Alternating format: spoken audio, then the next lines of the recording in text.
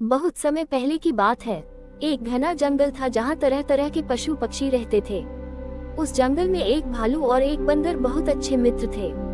भालू का नाम था भीम और बंदर का नाम था चंचल। भीम एक शांत, समझदार और धीर गंभीर स्वभाव का था, जबकि चंचल नाम के अनुसार ही बेहद शरारती और चालाक था। दोनों की दोस्ती पूरे जंगल में प्रसिद्ध थी। भीम और चंचल की दोस्ती तब शुरू हुई जब एक बार चंचल पेड़ से गिरकर घायल हो गया था।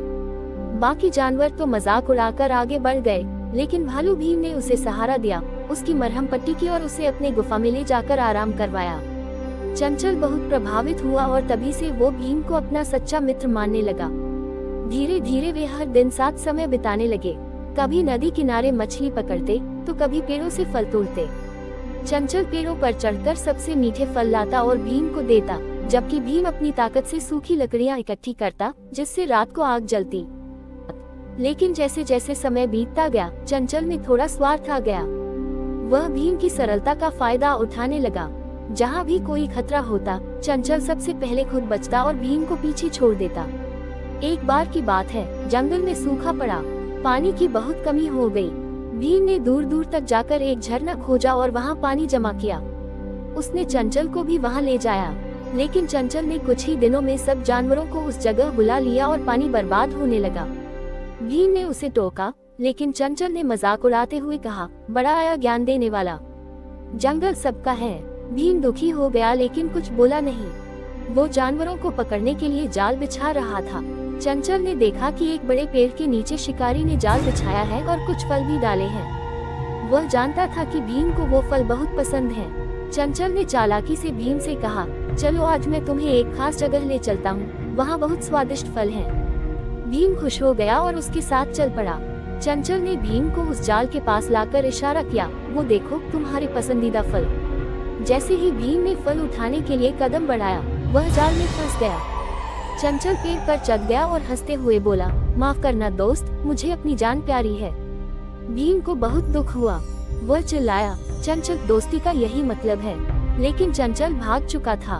भाग 4, सच्चे दोस्त की पहचान।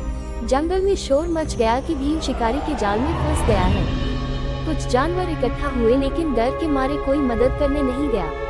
तभी एक बुजुर्ग हाथी गजानन आगे आया। वह भीम का पुराना मित्र था।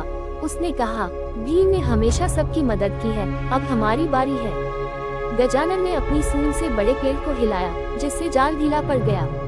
फिर हिरणों और खरगोशों ने मिलकर रस्सी खींची और भीम को आजाद किया।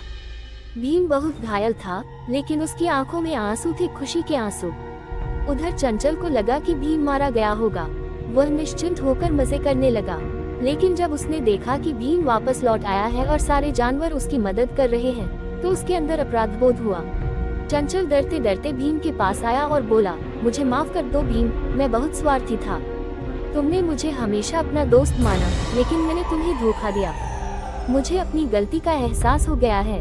भीम ने कुछ पल सोचा, फिर कहा, दोस्ती का मतलब ही होता है भरोसा। जब वो टूट जाता है तो सब कुछ बिखर जाता है।